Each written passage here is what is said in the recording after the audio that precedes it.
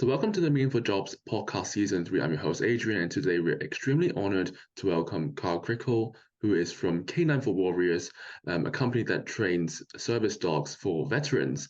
So, how are you doing, Carl? Hope you're doing well. Yeah, doing well, Adrian. Thank you so much for having me. So, the reason why I was so excited for this interview is because it's because of the nature of K9 for Warriors work, because they train up veterans, train up service dogs for veterans, and it's really related to what our viewers are looking for, which is, meaning of work aside from just monetary rewards. So, you know, I think based on your profile, Carl, I don't think you got into an industry related to veterans at first, right? So you went on to different marketing roles before you got on to where you are. So can you tell us a little bit about how this journey came about? Sure. So I'm actually from the New York area, born and raised, and I spent my career after graduating from NYU in marketing, in the entertainment world. I worked in the film industry, the TV industry, and then moved into market research for the film and television industry. And really, really enjoyed that. Had a great time, learned a lot. Really got an understanding of analytics, which is something that I've carried throughout my entire career. But one of the things that really impacted me early in my life while I was in college was 9/11. I was an NYU Mm, student living just a few blocks away from the towers, and it really impacted me significantly. I mean, I had my own issues, having kind of lived through that trauma. And after the marketing career and entertainment career, I got an MBA from NYU, which I really was fantastic. And then I had an opportunity to work at the 9/11 Memorial and Museum as their head of marketing. So I thought this was a great way to kind of deal with the stuff that I'd been avoiding when it came to 9/11. It was a subject that I didn't want to talk about. I didn't want to watch it on mm, TV. I didn't want to deal with it. And when I got contacted about the position, it seemed like one of those God moments. Like, the mm. world is telling me that you need to really deal with this, and here's the way you're going to deal with it. Yeah. And I took that opportunity to do that. And it was a tremendously fulfilling experience. And that's really where I found myself, realizing that when you're working for kind of a greater good, there is something that is more rewarding. And while at the 9/11 Memorial Museum, I really felt that. I felt like I was helping individuals confront something that is scary, learn more about something that is not comfortable. And I was doing it for myself at that time as well. Mm, And I really, really found a lot of fulfillment in that work. And during my time in New York, my wife and I decided to, kind of look around and get out of the city. And K9s for Warriors had a chief marketing officer position, and I saw this as a really amazing way to continue doing the work that I was doing at 9/11, kind of helping people deal with the after effects of 9/11, by helping the men and women who actually went to war because of that day. So I saw it as a kind of a continuation of the work I had been doing, but actually also helping the folks who fought in these conflicts after that day. So I came down here about 3 years ago, took on the chief marketing and development role, had a lot of impact in terms of their ability to fundraise and spread awareness of the mission. And last year was promoted to chief executive officer of the organization, which was an honor, something that mm. I don't take lightly. It's a lot of work. We have 200 plus staff. We have 150 plus dogs at any given time. We have veterans who have PTSD. It's not easy for a lot of these ladies and gentlemen to get through the day. So there's a lot of moving pieces. It's a lot of hard work, but ultimately it's really rewarding. It was very interesting when you um, talked about 9/11 because we actually had a recent guest who also suffered, having seen the live events unfolding in 9/11, and he used music as a way to get through it and spreading his love as he's, a musician. And, for yourself, you kind of use your marketing related skills to help others. So, without 9/11, how do you think your career would have been? Do you think it would be completely different? Like, would you still be in marketing? Yeah, I think that it would be a lot more media heavy and less kind of nonprofit related. I do believe that. Yeah, I think the trajectory would have continued in media within the marketing world. So how did you get into marketing in the first place? Like, were you interested in marketing from a young age, or was that something that you got to come to grips maybe in the latter stages of your maybe studies, I think? As an undergraduate, I interned at entertainment companies, Nickelodeon, Comedy Central, within their advertising and promotions departments. And I loved the speed of advertisements. I loved the pressure of having to communicate a lot in a short amount of time. I'm a quick communicator. It's kind of, Mm. maybe it's where I was raised. It's probably because I come from a gigantic family that doesn't listen. So you have to speak really quickly or else So, no one hears you. yeah, But and no, I guess I really, it started people, early. It started as an undergraduate. And yeah. then I think the thing that really pushed me over the edge when it came to marketing is there's the creative side of it, which I was part of, putting together promotions and advertisements. And then there's the data side of it, kind of the analytics, where you're looking at, who this advertisement is targeting. And then you have obviously the advertising success, if it's online, there's a ton of digital data behind that. But really, the marrying of numbers and creativity was what really drew me to marketing Mm, because I do feel like I'm a very analytical person, but I also have a creative, kind of edge to me. So mm. that's kind of what drove me in that direction. And it did start early. I'd say, like I said, undergraduate is when I really fell in love with the marketing field. So obviously you had a few years in a for-profit organization in a commercial role and then switching to an NGO. So how was there like a particular time point in your career where you think I've had enough of working in a for-profit role and wanting to switch into an NGO role, or is it something that has happened more naturally? I'd say more naturally. There wasn't a Mm, moment where I said, "That's it for me. I'm done working just mm, for money." I think it happened organically. The 9/11 Memorial Museum job kind of was presented to me. I didn't go seeking it. That's why I think it was kind of a larger, kind of the larger forces of the universe showing yeah. me the path. So no, it just the path was kind of illuminated for me, and I just decided to take the step. But it wasn't something where I made that declaration in terms of a shift in my career. Mm.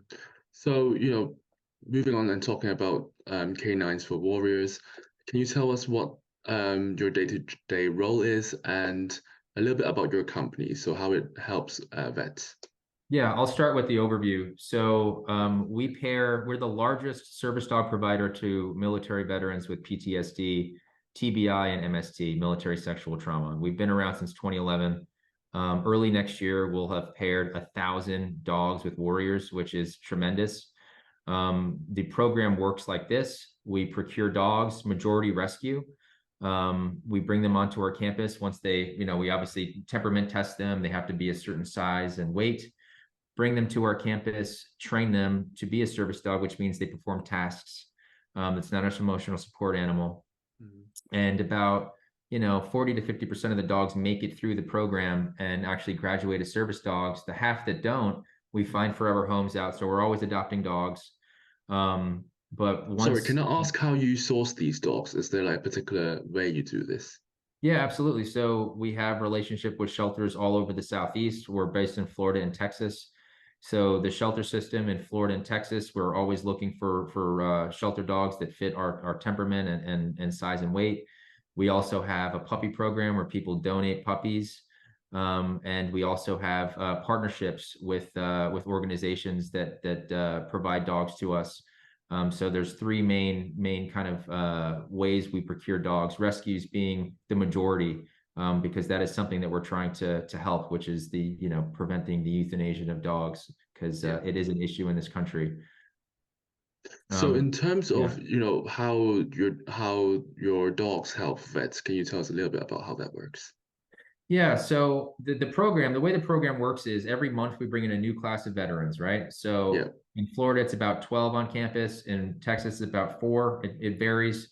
Um, And they come here day one, they get acclimated on a Sunday. Monday, they get paired with their dog. This dog is Well, that's a a, quick process. yes. But the pairing is a lot's happening in the background before they even get here in terms of understanding who that veteran is, what his lifestyle like or her lifestyle is like, what do they have children, what do they do every day, and then finding the dog that really matches that personality.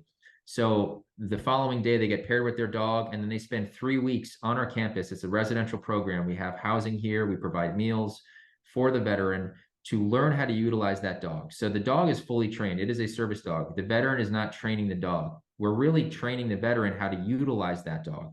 So the dog provides a lot of different services, a lot of different tasks. So whether it's, if the veteran's at the ATM and their back's exposed, that dog will actually watch the veteran six, right? It'll actually look the other way to ensure that no one's coming, because there's a vulnerability there with veterans when their back's exposed. So the dog will look back. If you're in a crowded space, the dog will actually make space for you so you can navigate through a crowd.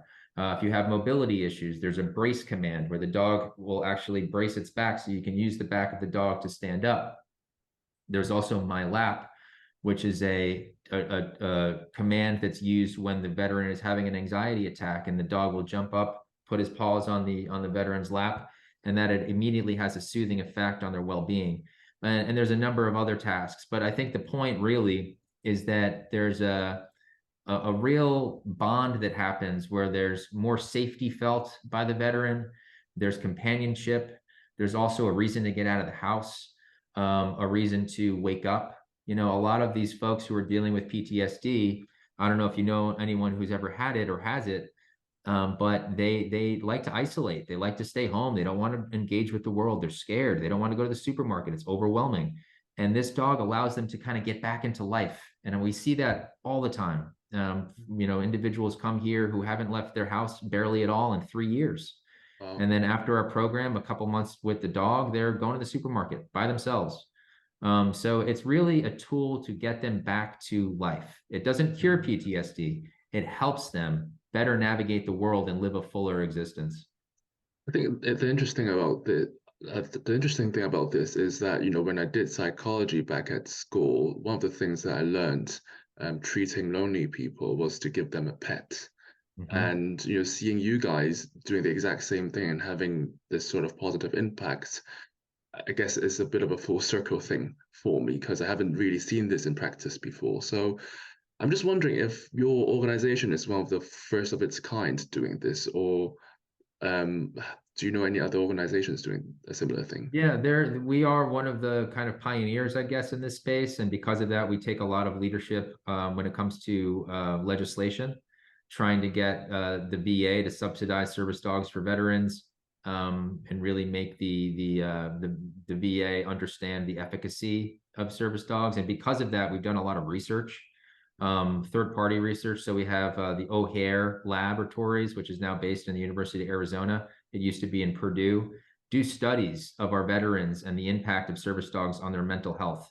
One such study was testing the cortisol levels, which indicates stress and anxiety in veterans with PTSD who have emotional support animals as a baseline, and then those who have service dogs.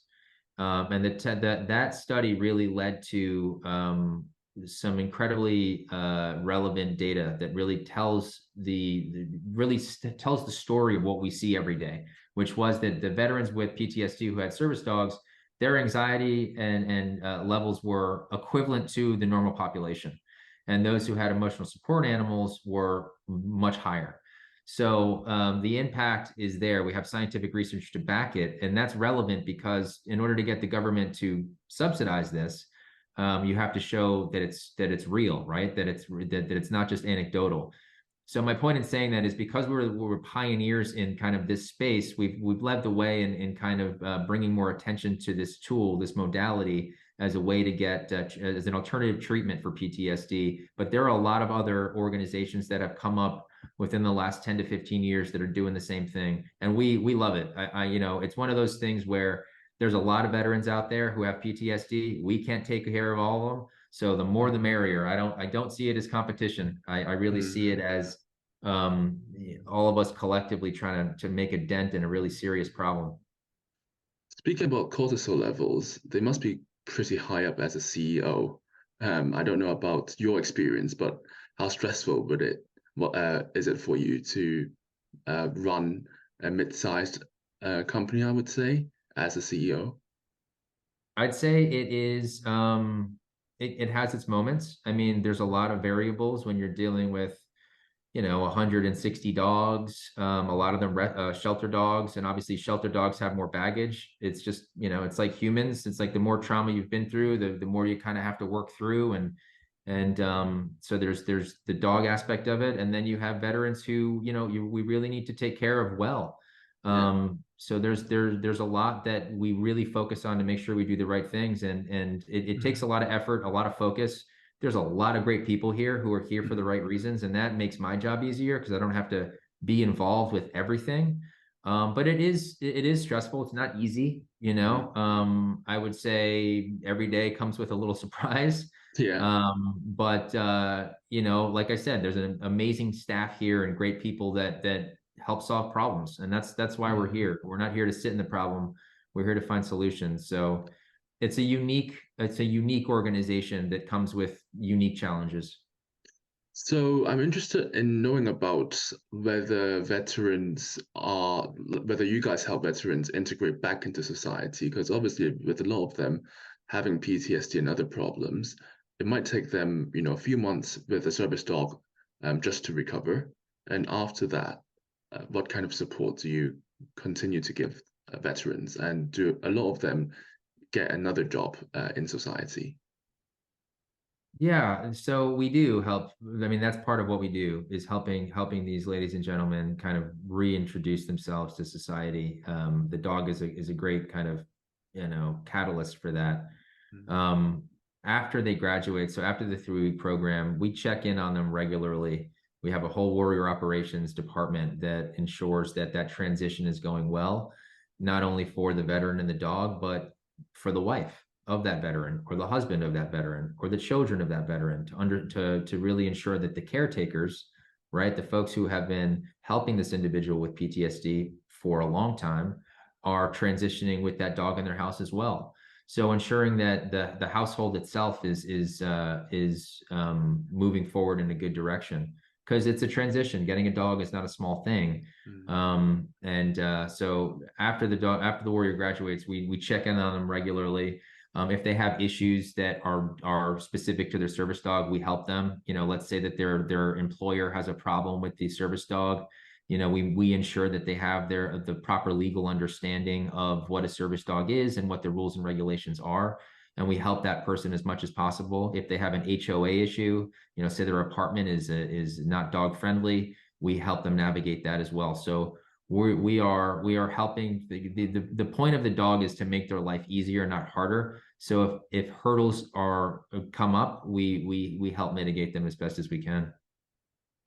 So after being, with your organization for a couple of years now, um, how do you find meaning in the work you do, and how does this differ from that of a for-profit organization that you worked before? Well, I mean, very simply, you're not just looking at bottom line. Mm. You're not just looking at sales. You're looking at, obviously we need to raise money in order to keep doing what we're doing. So unfortunately, money is a focus, a pretty big focus, but you're looking at output. You're looking at how many dogs did we save? How many veterans did we pair with dogs? How are those veterans doing? And so the metrics that you're looking at are a lot wider than bottom line, because our impact, money is just a mechanism to have impact, right? So the real testament to our success is the number of canine warriors graduating every year and every month. And there's a lot of work that goes into that. And that's really the difference, is that like that's the figure that you're looking at, and money is just kind of a means to an end. It allows us to do this and do more of it. So that's probably the biggest difference. So, in terms of perhaps people who might be struggling in their careers, would you recommend them to maybe try out a career in a non-profit organization? Like, how difficult is it to join an NGO and continue to keep that passion? Because we've had guests before who worked for NGOs, obviously for a bigger cause, but burnt out pretty easily due to the workload and the relatively less pay. So how would you encourage people to maybe make this transition? I think that if you care about something um, immensely and you don't have real value in what you do every day presently, it's worth exploring. But it has to be the right organization, it has to be the right mission, and it has to make sense for you, or and your skills and your skill set. So it's not something you just jump into. I think that if people want to find a more meaningful form of employment, research the things you care about. If you care about plastic in the ocean, figure out what organizations are cleaning up those oceans and figure out what jobs they have available and see if it aligns with what you want to do. But I think that the transition is there. I think that as a nonprofit executive, I can tell you that somebody who's coming from the private sector who applies for a job, I'm absolutely looking at them for certain roles because they you don't have to have nonprofit experience to be successful in a nonprofit. And it says something when someone's transferring over from a for-profit where their salary might be a little higher in order to do work here. It says that they're motivated not just by money, but actually by impact. So that's a huge plus in terms of looking at candidates. So just lastly, before we end, on the subject of hiring, is K9s for Warriors hiring at the moment? And if so, what are the kind of people you're looking for? Yeah, I believe we have some jobs posted on our website. I'm not exactly sure what's up there, but K9s for warriors.org. That's the letter K, number 9S for warriors.org. You can look at our jobs there. We I'll want include passion. this. We want. I'll include the careers link as well in the Okay, great. description. Yeah. Thank you very much, Adrian. I would say, we're looking for passionate people. People love dogs. I mean, we have a lot of people on our staff who are just dog crazy, which is fantastic. People who really understand canines because it's a science, no doubt about it. And we have people who are super passionate about veterans and people who are passionate about both.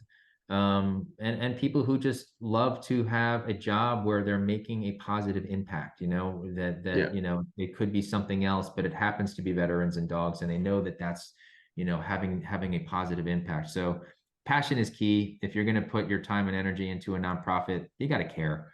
You got to care about the mission. You got to care about the quality of what you're putting out and the time and energy you're doing it. So, that's one of the key things we look for. Well, it's been a pleasure talking to you, Carl, about your role in an NGO and helping veterans so much in the work you're doing. So all the best to what you're doing, and yeah, thanks for the interview again. Thank you very much, Adrian. Take care.